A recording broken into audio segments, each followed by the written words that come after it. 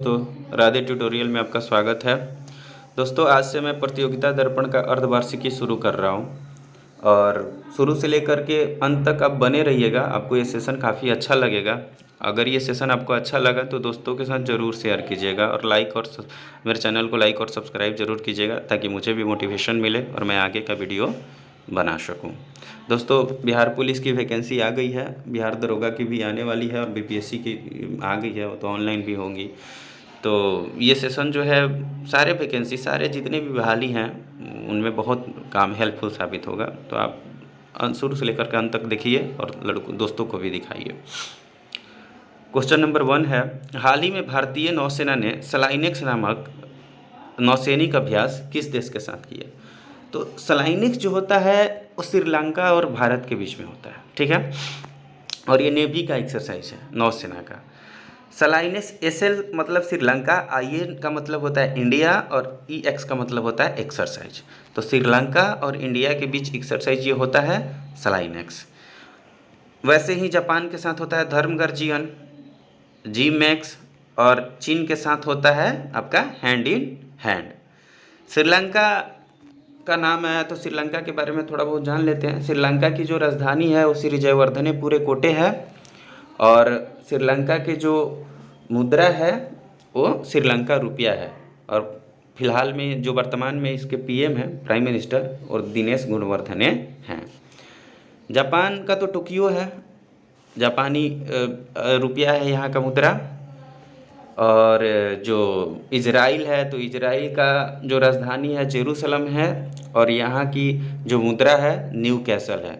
चीन का तो बीजिंग हो जाएगा और यहाँ का मुद्रा जो होगा वो रैन मिगमी हो जाएगा। दोस्तों, मैं कोशिश करूँगा कि ये जो चारों ऑप्शन है चारों ऑप्शन के बारे में थोड़ा थोड़ा कुछ न कुछ आपको बताते चलूँ, ठीक है। यहाँ थोड़ा बहुत जान लेते हैं। ये 10वां संस्करण था जो कोलंबो श्रीलंका में आयोजन हुआ था। इस आयोजन में कभी कभी पूछता है कि कौन कौन से जो जहाज़ थे वो पार्टिसिपेट किए थे। तो एक तो आईएनएस किल्टन और दूसरा आईएनएस सावित्री, ठीक है।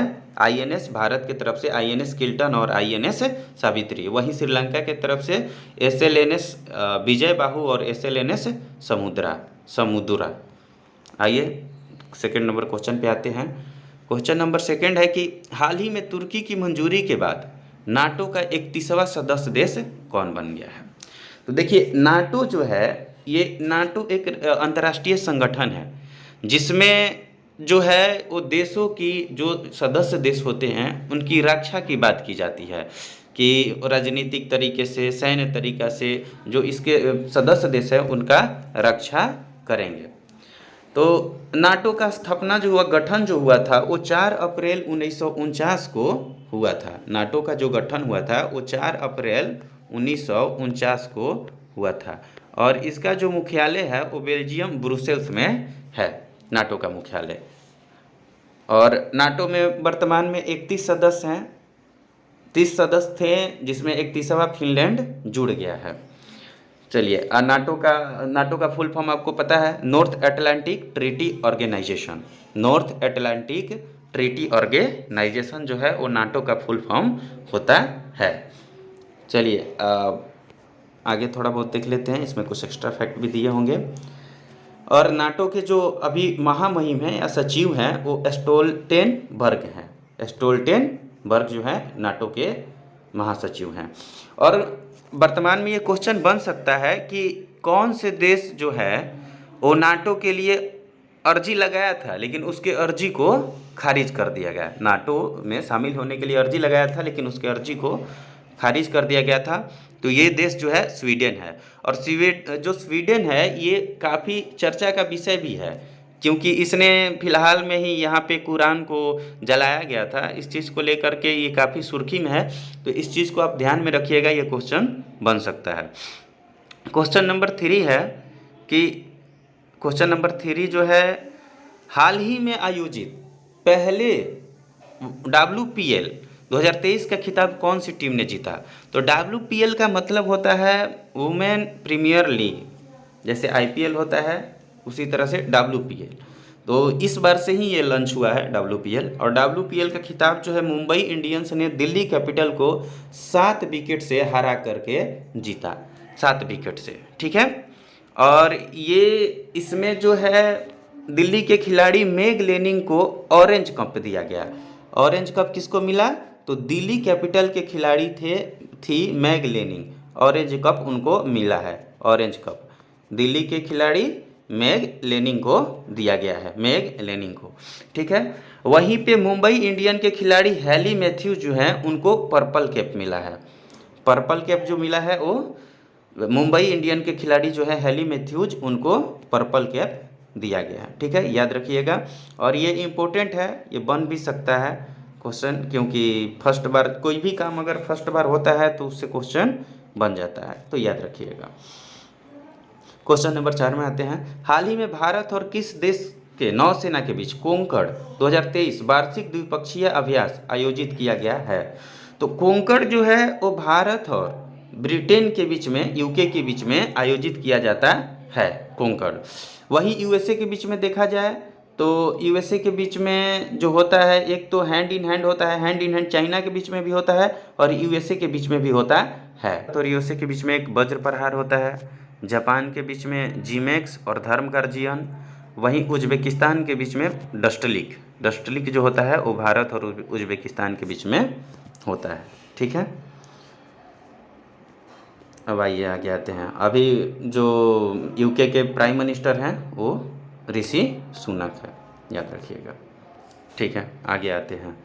इसरो ने किस अंतरिक्ष एजेंसी के साथ मिलकर निसार नामक एक पृथ्वी विज्ञान उपग्रह का निर्माण किया है? इसको MVVI कर लीजिएगा, क्योंकि ये क्वेश्चन बहुत इंपॉर्टेंट है, निसार, क्योंकि ये इसरो और नासा दोनों का संयुक्त परियोजना है, संयुक्त जो है, इसलिए ये काफ़ी इम्पोर्टेंट हो जाता है।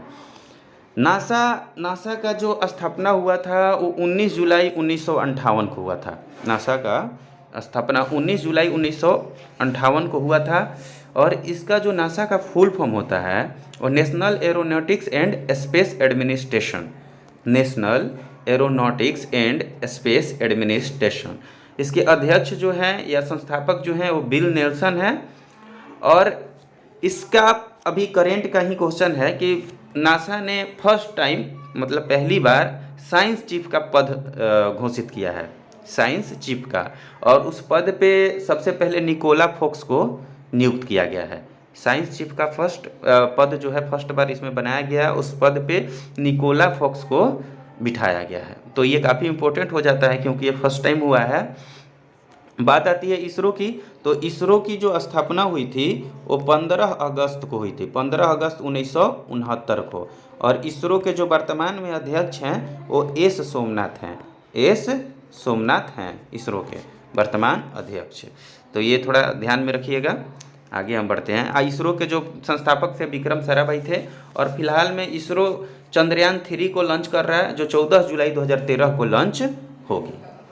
चलिए ठीक है। CNS तो पता है चीन का है, जक्सा जापान का है, और रॉसकॉमोस जो है वो रूस का है, ठीक है। चलिए आगे। नासा का मुख्यालय वाशिंगटन DC में है, याद रखिएगा। नासा का मुख्यालय जो है वो वाशिंगटन DC में, वाशिंगटन DC संयुक्त राज्य अमेरिका की राजधानी में। क्वेश्चन नंबर 6 में आते हैं। 13 अप्रैल को किस राज्य में भीमराव अम्बेडकर को समर्पित स्टैचू ऑफ नॉलेज का अनावरण किया गया? तो पूछेगा कि स्टैचू ऑफ नॉलेज जो है वो किससे संबंधित है?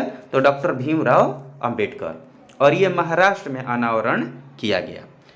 वहीं फिलहाल में ही कुछ स्टैचू बना है, जिसमें स्टैचू ऑफ यूनिटी था जो वल्लभ भाई पटेल का था, जो गुजरात में नर्मदा नदी किनारे है, और स्टैचू ऑफ इक्वलिटी फिलहाल में ही तेलंगाना में बनाया गया है जो रामानुजाचार्य का था।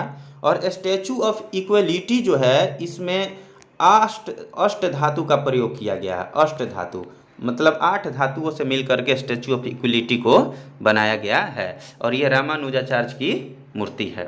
वहीं स्टैचू ऑफ प्रोस्पेरिटी फिलहाल में ये काफ़ी चर्चा में है। Statue of prosperity, statue of prosperity जो है वो फिलहाल में चर्चा में है, और ये जो है नाद प्रभु का है, नाद प्रभु का स्टैचू ऑफ प्रोस्पेरिटी है। तो इसको याद रखिएगा। और पूछ देगा कि ये कहाँ पे आयोजित किया, कहाँ पे इसका स्थापना किया गया है, तो बेंगलोर में नाथ प्रभु का है और ये बेंगलोर में इसका स्थापना किया गया है। ठीक है, आगे आते हैं। हाल ही में जारी वर्ल्ड हैप्पीनेस रिपोर्ट, देखिए जितने भी इंडेक्स आते हैं ना उसको थोड़ा ध्यान में रखिएगा, क्योंकि इंडेक्स से क्वेश्चन बनता है। तो वर्ल्ड हैप्पीनेस रिपोर्ट 2023 के अनुसार सबसे खुशहाल देश की बात है तो फिनलैंड। तो फिनलैंड को याद करने का आसान तरीका है, फी से एफ से फन, मतलब फिन या फन, तो जो फन करता है वो हंसता है, तो फिनलैंड जो है याद रखिएगा फन या फिनलैंड। तो हंसने में सबसे आगे कौन है, तो फिनलैंड।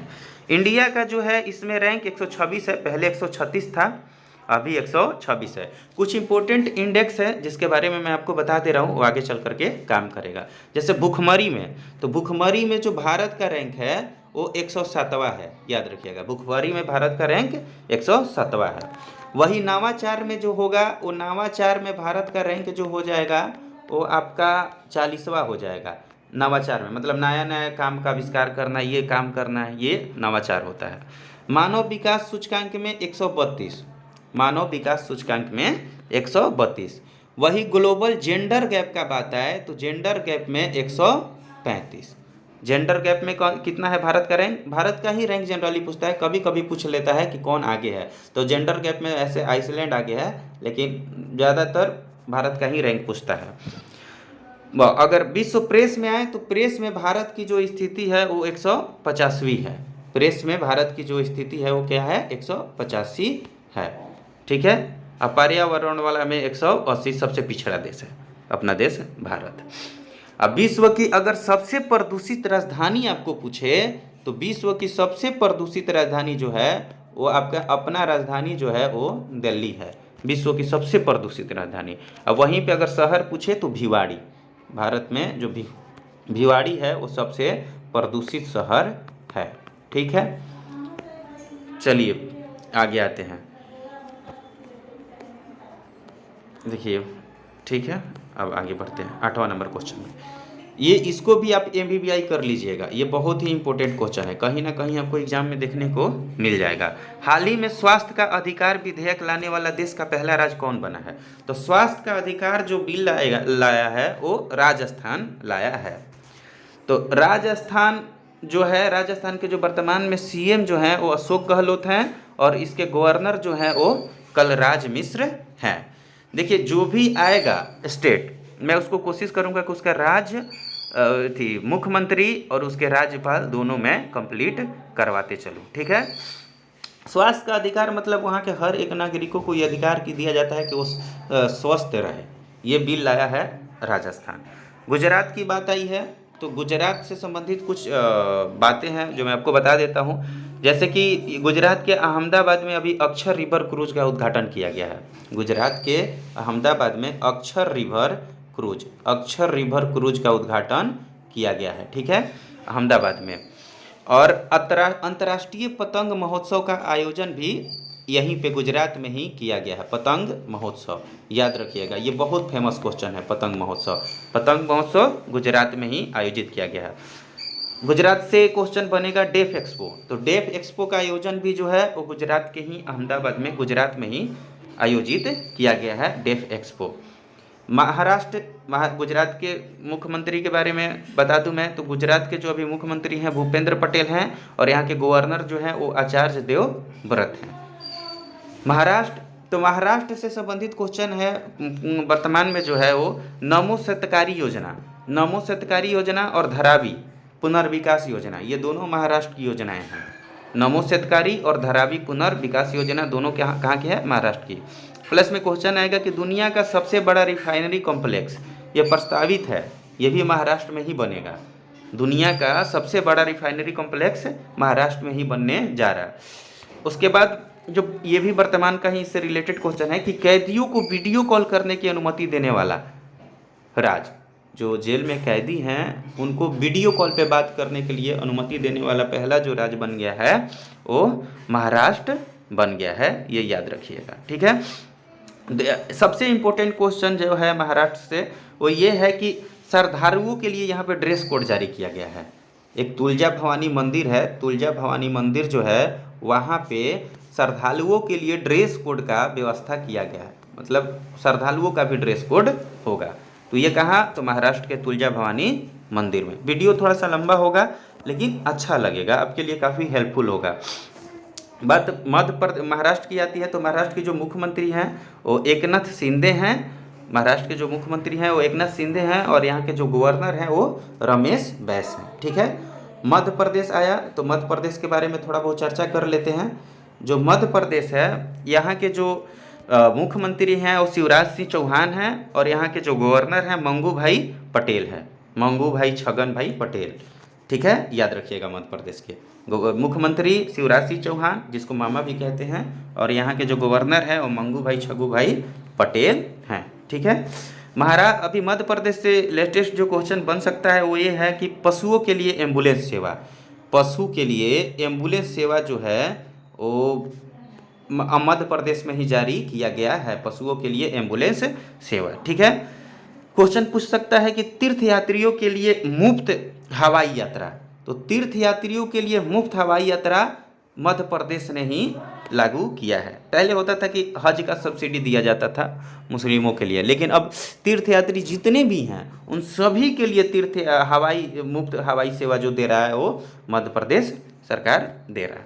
ठीक है, 2000 साल पुराने जल निकाय का खोज का भी पता चला है मध्य प्रदेश में। कितना साल पुराना, 2000 साल पुराना जल निकाय, 2000 साल पुराना जल निकाय के बारे में मध्य प्रदेश में जानकारी हुआ है। और MBBI क्वेश्चन है कि एशिया का पहला फ्लोटिंग फेस्टिवल कहाँ पे आयोजित हुआ, तो मध्य प्रदेश में। एशिया का पहला फ्लोटिंग फेस्टिवल जो है वो कहाँ, तो मध्य प्रदेश में, याद रखिएगा वो मध्य प्रदेश में। ठीक है, मध्य प्रदेश का मुख्यमंत्री शिवराज सिंह चौहान और गवर्नर मंगू भाई पटेल।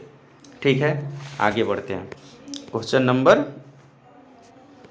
9 में। क्वेश्चन नंबर 9 जो है आपका है कि हाल ही में व्यास सम्मान 2022 से किसे सम्मानित किया गया। तो जितने भी अवार्ड हैं ना वर्तमान में वो थोड़ा आप देखते चलिएगा क्योंकि वो भी क्वेश्चन में बहुत बार पूछता है। तो व्यास सम्मान जो दिया गया है वो डॉक्टर ज्ञान चतुर्वेदी को दिया गया है। देखिए, व्यास सम्मान और सरस्वती सम्मान दो सम्मान हैं जो के बिरला फाउंडेशन द्वारा दिया जाता है, के बिरला फाउंडेशन। और ये इसकी स्थापना जो हुई थी 1991 से ये पुरस्कार दिया जा रहा है। और व्यास सम्मान जो है और डॉक्टर ज्ञान चतुर्वेदी को, वहीं अगर आपको सरस्वती सम्मान पूछ दे, सरस्वती सम्मान, तो सरस्वती सम्मान जो है अभी शिव शंकरी को दिया गया है सूर्यवंशम के लिए। तमिल के साहित्यकार हैं शिव शंकरी, याद रखिएगा, तमिल से साहित्यकार शिव शंकरी को ये पुरस्कार, सरस्वती पुरस्कार दिया गया है 2023 वाला। ठीक है, ये तमिल के हैं। और आगे आते हैं हम, तो ये दो चीज़ हो गया। सबसे पहले अगर सरस्वती सम्मान का बात है कि सबसे पहले किसको मिला था, तो हरिवंश राय बच्चन को ये मिला गया था। और जो शिव शंकरी को मिला है 2023 में वो सूर्यवंशम के लिए। और डॉक्टर ज्ञान चतुर्वेदी को जो व्यास सम्मान मिला है वो पागल खाना के लिए। चलिए क्वेश्चन नंबर 10 में आते हैं। और 10 ही क्वेश्चन करवाऊंगा मैं, लेकिन कोशिश करूंगा कि जो सारा जो ऑप्शन है उसको थोड़ा बताते चलूँ मैं। ठीक है, नहीं तो काफ़ी लॉन्ग वीडियो हो जाएगा। हाल ही में 5वां आसियान भारत व्यापार शिखर सम्मेलन का आयोजन कहाँ पर किया गया। तो आसियान भारत शिखर सम्मेलन जो है वो कुआलालंपुर में आयोजित किया गया है। ठीक है,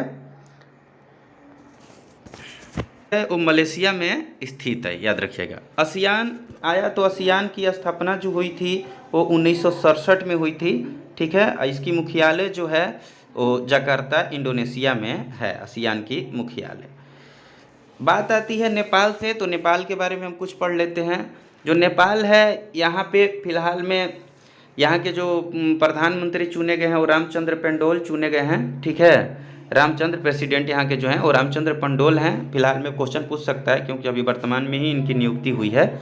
और यहाँ पे एक सेती नदी जल विद्युत परियोजना का उद्घाटन किया गया। फिलहाल में सेती नदी जल विद्युत परियोजना नेपाल में ही उद्घाटन किया गया है। तो ये भी काफ़ी इंपॉर्टेंट क्वेश्चन बन सकता है क्योंकि वैसे भी हमारे पड़ोसी देश जितने भी हैं उनसे क्वेश्चन बनता है, दरोगा में या पुलिस में, ये तो खास करके पूछता है। उभौली उत्सव नेपाल में ही मनाया गया है। और सूर्य किरण अभ्यास भी होता है भारत और नेपाल के बीच में। इतना नेपाल से याद रखिएगा। थोड़ा बहुत अमेरिका के बारे में जान लेते हैं। तो यूएसए जो है फिलहाल में चाइना कंपटीशन बिल 2.0 लाया है। चाइना कंपटीशन बिल 2.0, ये चाइना का जो मार्केट बढ़ रहा है पूरा विश्व में, उसको कम करने के लिए या फिर उससे कैसे निपटा जाए, इसके लिए China competition bill 2.0 Bharat America ने लॉन्च किया है। और अमेरिका के जो अभी प्रेसिडेंट हैं वो जो बाइडेन साहब हैं, और अमेरिका के जो राजधानी है वाशिंगटन डीसी है, और यहाँ का जो मुद्रा है वो डॉलर है। देश जो आएगा उसका भी मैं कोशिश करूँगा कि आपको कैपिटल और करेंसी बताते चलूँ, ठीक है। नेपाल की राजधानी काठमांडू हो जाएगा, और यहाँ की जो रुपया है वो नेपाली रुपया है, करेंसी जो है वो नेपाली रुपया है, याद रखिएगा। और अभी लेटेस्ट वीज़ा भी लॉन्च किया है, नया प्रकार का मॉडर्न वीज़ा अमेरिका ने, H1B वीज़ा उसको बोला जाता है, H1B वीज़ा।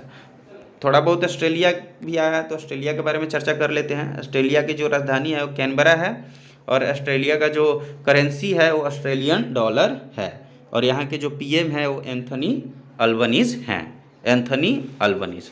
ठीक है दोस्तों, तो इतना ही था। और जहाँ तक मुझे लगता है कि ये जो भी है, अगर कुछ गलती हुआ होगा मेरे से पढ़ाने में तो माफ़ कीजिएगा, क्योंकि अभी मैं स्टार्ट ही कर रहा हूँ। और अगर आपको वीडियो अच्छा लगा होगा तो प्लीज़ लाइक और सब्सक्राइब ज़रूर कर दीजिएगा, और ज़्यादा से ज़्यादा लोगों को भी शेयर कीजिए, ताकि मुझे भी मोटिवेशन मिले और मैं आगे पढ़ा सकूँ और डेली वीडियो डाल सकूँ। Thank you.